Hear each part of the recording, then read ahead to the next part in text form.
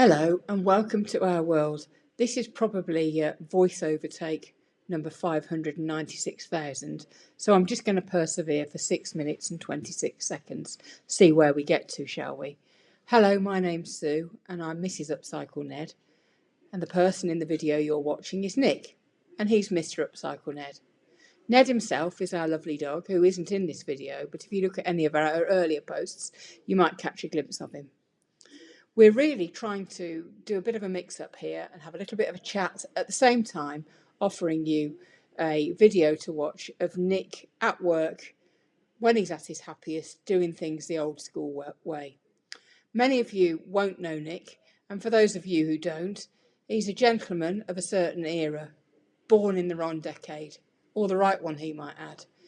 He's absolutely wedded to old school ways of working and traditionalist carpentry. So here he says we don't have a machine that can cut the wood in a way that he needs it to be cut. I have no idea. He is cutting some vintage oak that came out of a barn conversion that we reclaimed by hand to prepare it in readiness to make doorstops. You can see here that he is, well, chopping his wood. I don't know if I'm allowed to say these things or not, but he is, sawing his wood using a hand saw and a lot of effort, or actually it looks like not much effort to me. I have to say I have a sweat on just watching him. It's really quite incredible. I did ask him this morning whether he got tired through the effort of sawing, and he very clearly told me no, he didn't, and that actually if you use the right technique it doesn't exert as much effort as it might appear. I'm very happy to be told that that is in fact correct. I'm absolutely not going to be putting it to the test myself. Like I said earlier, I'm glowing just at the thought of it. You'll see in a little while Nick applying some solution to his saw. Apparently it's called, his words again, not mine, a rag in a tin. And it looks like a rag in a tin.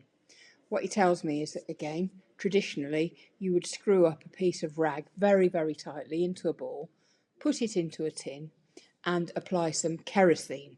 Kerosene, I don't think you drink that. I think you set fire to things with it. I'm not really sure, but you apply kerosene and then you rub the kerosene onto the saw, and the purpose of that is to aid with the saw gliding through the wood more easily, therefore preventing less friction, less effort. Physics was never my strong point. And also, Nick tells me, which I think is extremely clever, to reduce the risk of leaving permanent saw marks against the sides of the wood. We're often on the lookout for pieces of timber like this, and as I say, we try and get hold of anything that has been reclaimed or discarded, which is why we're called Upcycle Ned. And our doorsteps have been really popular items. In fact, this is why he's making more today, because we've just about sold out again.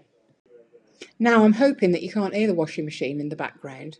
I can hear it, but I've no idea what button to press on this contraption to let me know. Oh, there he is, oiling his rag. Sorry, no, applying kerosene with his rag in a tin to the saw. Fantastic. Yes, as I go back to that, I hope that you can't hear my washing machine. As I say, very new to all this, don't know what buttons to press really. I guess you're getting a sense of how Nick and I work.